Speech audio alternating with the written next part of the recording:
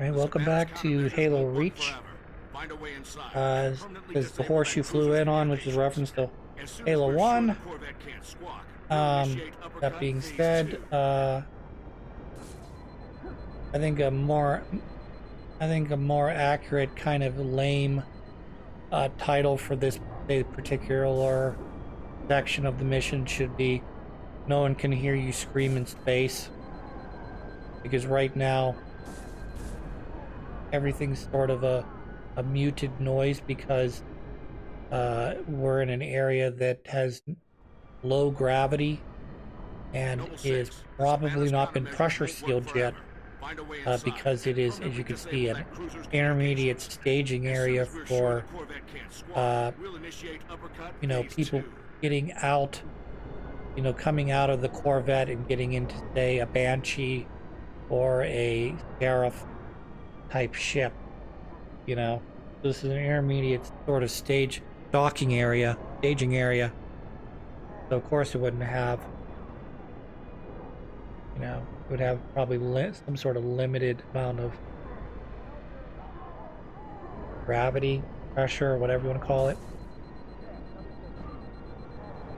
But I do love this sort of silent sounding thing. You can kind of hear them, but it is also pretty silent, muffled, if you will. All right, Noble. Let's get that slip space bomb on board. 6, head for the hangar.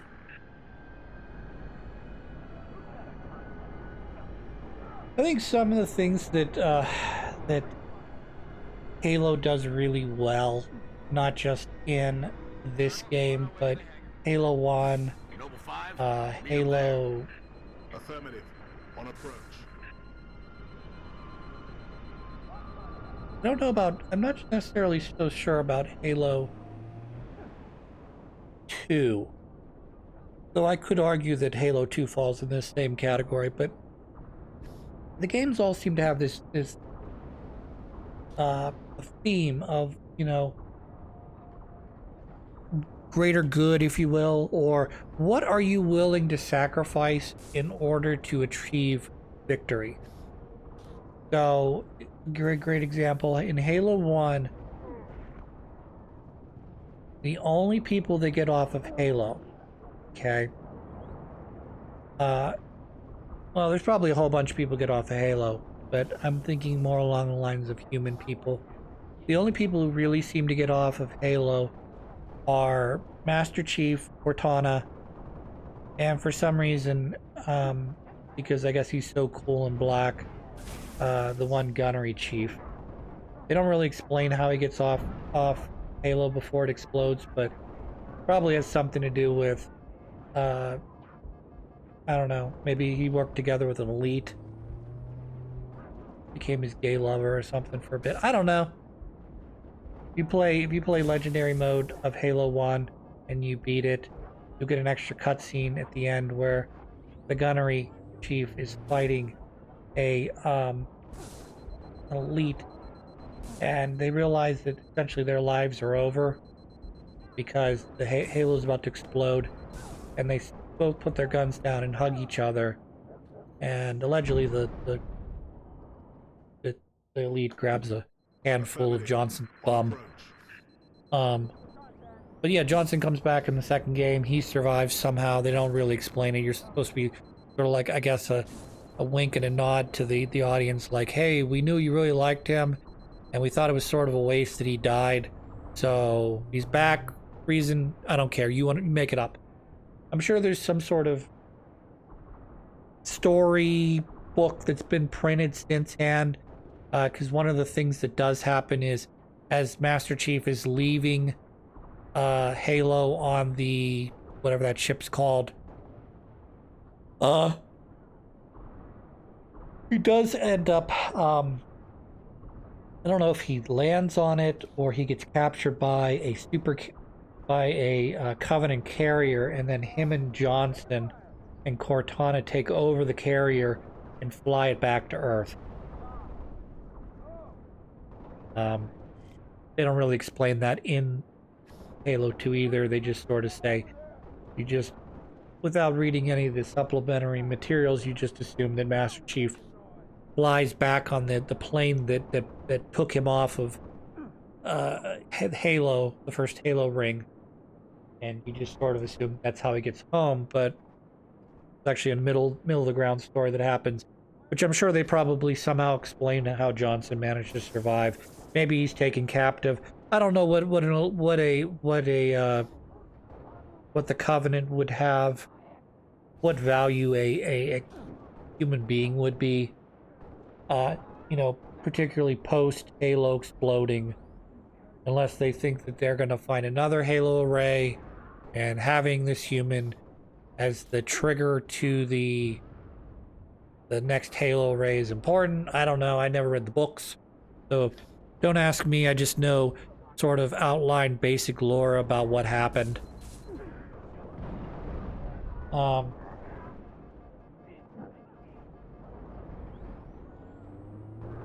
forget what my point of the story was now. Oh yeah, now I do. So again, what are you willing to sacrifice in order to achieve victory? Now at the end of Halo 1, you know, you've sacrificed, you know, the ship Forward Unto Dawn. You've sacrificed, inadvertently sacrificed everybody that was on Forward Unto Dawn. With the except, or no, not Forward Unto Dawn. Oh, what is the name of that ship called? I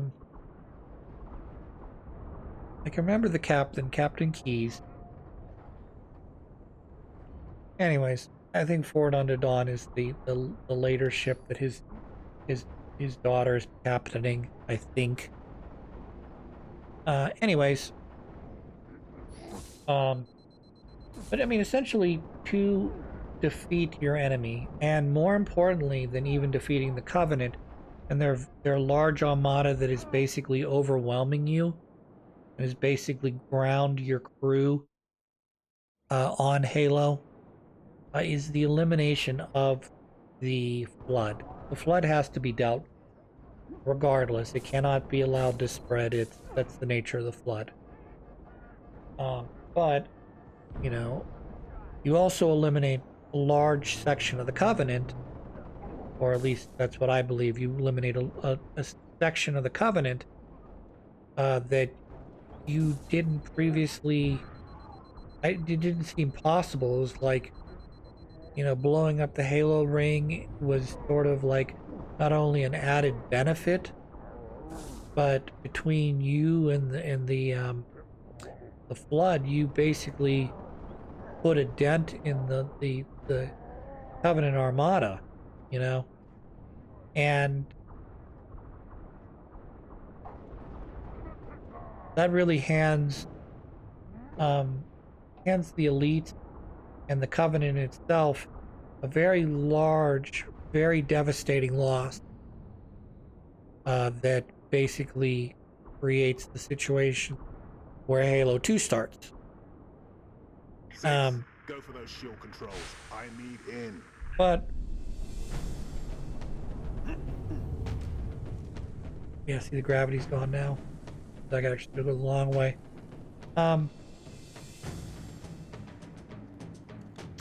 But like, you talk about Halo 2. What are you willing to give up? What are you willing to sacrifice in order to attain victory? Now, this one's a little bit more complicated because this one tends to focus more along the lines of the Arbiter in that regard. You know, you're willing to go against the entirety of the Covenant as you're being replaced by the Brutes, and you realize that perhaps as you're learning from not only Master Chief, but also from the, you know, Guilty Spark, Stay with the bomb. is that everything that they were taught was a lie, and you're going to go against all of the things that you knew and were essentially doctrined to you in order to survive. So you can see I've got a re-entry unit on my back.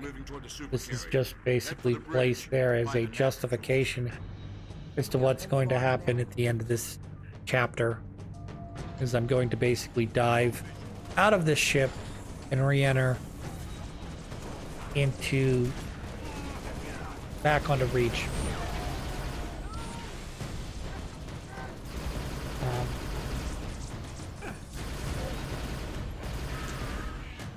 Even Halo 3 has a little bit of that theming where the question is, what are you willing to sacrifice in order to achieve victory? And in this particular case, unlike Halo 1 and Halo 2, the answer is I will give up a lot, but I will not give up on Cortana. Whatever Cortana is to Master Chief. I've heard people refer to her as sort of a love interest. You know, a really good, I don't know if really good friend qualifies or not, but she means something to the Master Chief, so much to the point that, you know, he's willing to travel and risk everything to retrieve her from the Covenant or the Covenant Flying High Charity is what it's called. So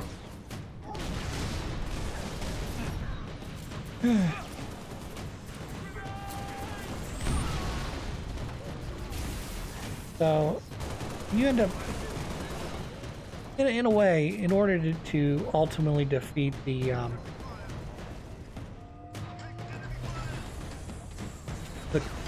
flood at the end of Halo 3, you do have a little bit of that. What are you willing to sacrifice to rid the galaxy?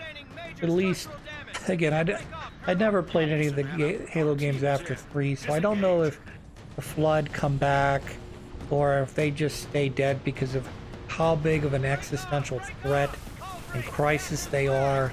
If they have to stay dead, you cannot bring them back. Or if you do bring them back within canon, I'm not talking about multiplayer missions or, you know how Call of Duty has their zombie mode where you and your friends get together and we shoot a bunch of zombies, try and rack up a big score. Noble, you're in deep with no cover. Get that Corvette moving and get the hell out of there.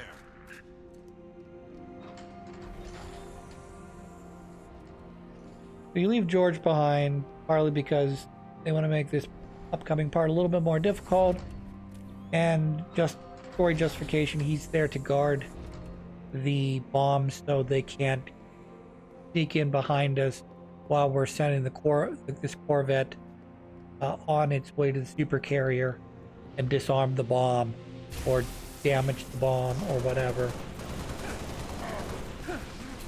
This is a very difficult portion of Halo because of this game anyways, because you've got multiple elites guarding this area, and a couple of them are zealots that are invisible, or whatever these are called. I assume these are zealots. And then you've got a general class enemy who's wielding like a plasma version of a grenade launcher, and because your attacks don't do as much damage and your shields aren't as strong, this tends to be a bit of a slog on higher difficulties, whether that be heroic mode or more specifically legendary. This is a very, very tough section. As you can see, I've got 3 dudes hanging out with me.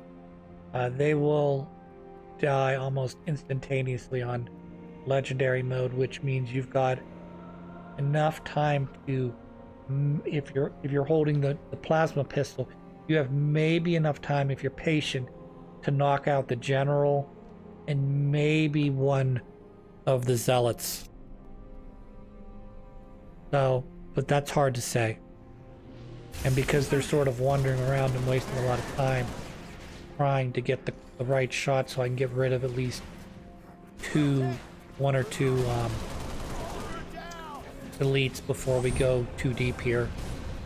Now, because you do have suicide grunts in this area, you may be able to get the grunts, drop the grenades at the elite speed. It's very unlikely though. This is the actual better way to do it.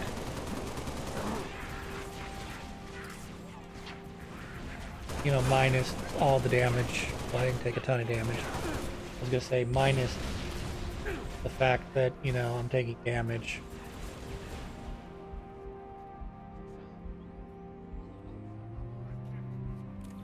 Oh, my shields come back. It's another thing that's very dependent on in legendary mode. I know they don't program them differently in legendary mode, but some of the aggression that, you know, that sometimes the Covenant members can have can really fuck you over. Particularly if you're trying to recharge your shield, and as you're trying to crouch and recharge your shield, guy tries to flank you to left or right. So now you gotta engage him, your shield's not charged back up, and now you're putting yourself open again for another attack. Put that Corvette on a refueling track to the super carrier. Plan. Up and over. Well done, Noble 6. Uppercut initiated. Identical looking controls, except one of them is control and one of them is not. 6. Our right out of here is taking heavy fire. Get back to the hangar. One of the things I cannot stand in any shooter is this concept that you are fighting in this room and guys come in from the, you know, not that the reinforcements come in, it's where the reinforcements are coming in from. If they, you know, they can hear the gunfire probably. You know, maybe there's an SOS message comes out, brings another squadron of guys in, okay? But when they come through the door that I just came through, like, where the fuck did you come from? You know? You look around in this upcoming area and you go, I don't know. Because there's like literally 2 doors. There's this door here, leads back to the area where George is. There's the upper door that also leads back to where George is. So you guys are coming from the area where George is, but you didn't bother to engage George. You instead came my way. But how did you not run into George or the bomb or the Pelican? You know? And then this door doesn't open, obviously. It's designed to be a spawn point for the game. You know? No doors here. So what's the only 2 doors is this one and that one. And all you gotta do is just have them spawn in from a left door. And my criticism goes completely away. You know, because you can assume that that leads to a different part of the ship. Or you could maybe assume that it leads to a different part of the ship. And that's why. You know? But no, they spawn in the door that I came out of. Frustrates me. I mean, it's a minor gripe because I'm basically arguing about whether, you know, whether the elites are behind door number 1 or door number 2.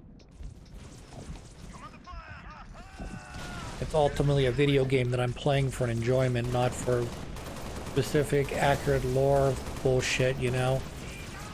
And there's probably someone out there who programmed this game or made this game or whatever that goes, the reason we did that was because it was impossible to program in the other door. They kept, you know, getting stuck in the environment or something. And we just decided to back, you know, because we ran out of time, or we needed to focus on other things. We just, at a certain point, we just had to have them spawn in the door we knew was going to open. I get that. At the end of the day, you got to make the game work the way you want it to work. And sometimes you got to make concessions. Yeah, so I'm going to pick up not only this health, I'm going to pick up this. So this is a shield, but it's not just a shield, it's also a healing station. So they had pop-up shields in Halo 3, but not only is this, like I said, a shield, but if I start taking health damage, I can put a shield down, and if I stay in the shield long enough, which is usually they don't shoot the shield quick enough, I'll regain all of not only my shield but my health. Kind of broken. I mean, I understand like there's probably other stuff that's a little more broken than that, like the ability to fly over enemies like a jetpack. That'd be pretty broken. But I mean, in comparison to run, I mean, even the suit lockdown that you see all the other Spartans using, where they, you know, they press down with their knee and they have their fist in the ground. You know, that's situationally useful, but it doesn't last nearly as long as a shield, and it doesn't heal you. I mean, like a bubble shield, that is. It doesn't heal you. It gives you some time free, you know, not only you to tank, you know, if you got stuck with a sticky grenade, which I think is just brilliant.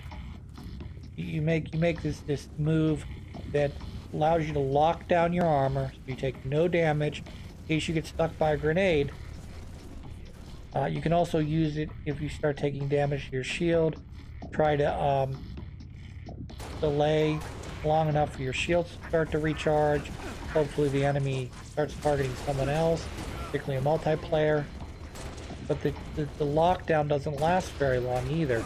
So it's not like you're holding lockdown for, you know, 15, 20 seconds. I think it's like a 5-second hold if you hold the whole thing down, and then it has to recharge itself. Whereas bubble shield, I just fucking have to drop as long as I have enough time to put the wind-up animation in. This is a little bit of a wind-up animation for the bubble shield. You know, and the enemy doesn't bum rush me and try to melee my ass. I can just basically throw down the bubble shield, stand there, heal, like I said, not only my shields back, but my health as well. And unless they shoot through the shields or walk through the shields, there's really not much they can do. You know, I mean, obviously they could try to force their way in, but that doesn't mean that I'm not gonna, as they're walking into the shield, I don't melee their ass. You know? Yeah, you're dead, dum-dum.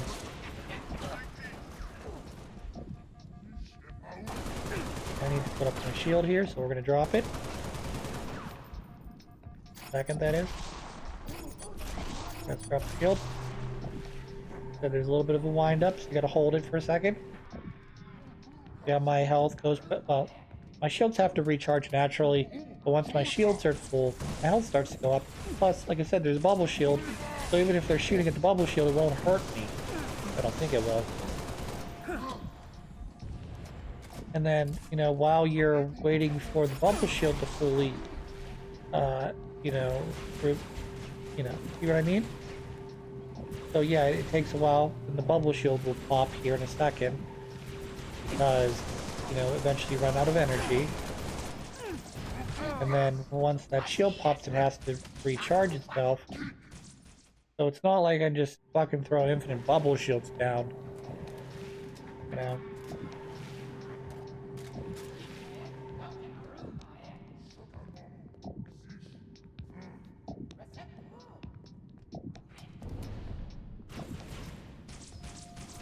So you can see by the time that other bubble shield pops, I'm almost fully charged up to my new shield.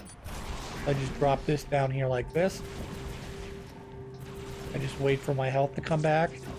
He's trying to shoot through it, he can't. Shields are recharging, I'm reloading. Health being refilled. Bubble shield pops.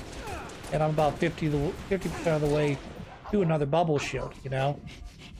Not doing a super great job against this elite, but you know, it does give me the ability to drop into the bubble shield now. Of course, grunts I'm not really too concerned about. Basically plow your way through them. That's a duplicate item. I really like that in multiplayer. Though it's kind of easy to determine whether or not the you've got a fake or a real one. Because typically when you send the fake out, it'll just run into a wall and continue to run the wall. And you're like, no, it's that fucking stupid. so they can figure out that you're the one who left the shield. I think I fucking threw a grenade into a piece of scrap metal as we're flying there.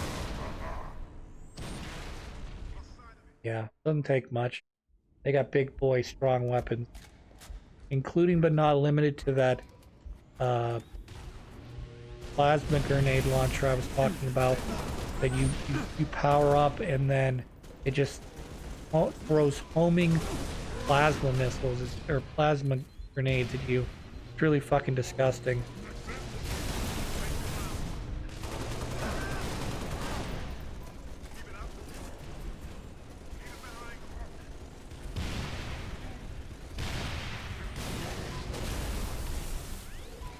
So one of the fun things that you can do in any war game is try to keep the enemy in front of you. The worst thing you can do is let them flank you. And the thing you want to do is generally flank them. How battles go. You want to try to prevent the flanking. Takes a while to charge all the way up. But yeah. I hit him with one of them. That was all it took. See? Well, he didn't die that time, but if I had charged up a second one, he would have been dead. Alright, let's finish off the story here. And we'll cut the episode after this cutscene.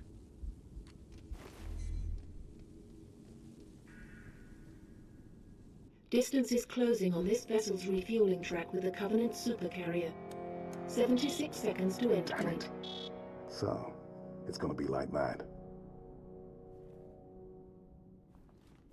Well, I got good news and bad news.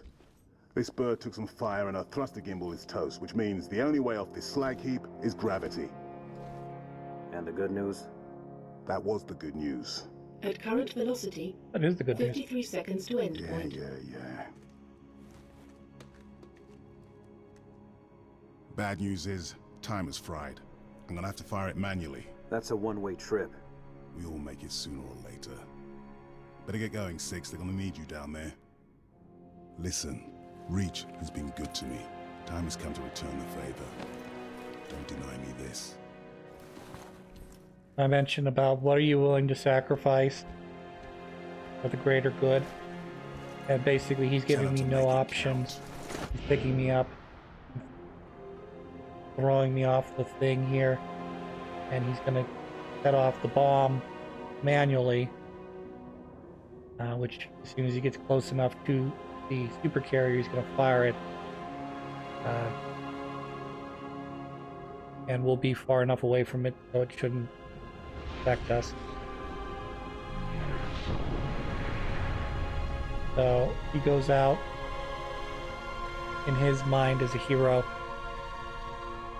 But as I mentioned before, this game is really good at, for every victory that you feel like you've just had, there's an insurmountable problem or countermeasure that is there that just makes everything feel so much worse. Like, Slip space rupture detected. Yeah, we're picking up anomalies too. Are you reading Slip it? space rupture Multiple detected. Covenant signatures. Slip space Is anyone rupture listening? detected. They're everywhere. so we defeat one supercarrier Slip space rupture detected. and nearly a dozen of them slip into space right behind it. And it's sad, but that's Halo Reach in a nutshell.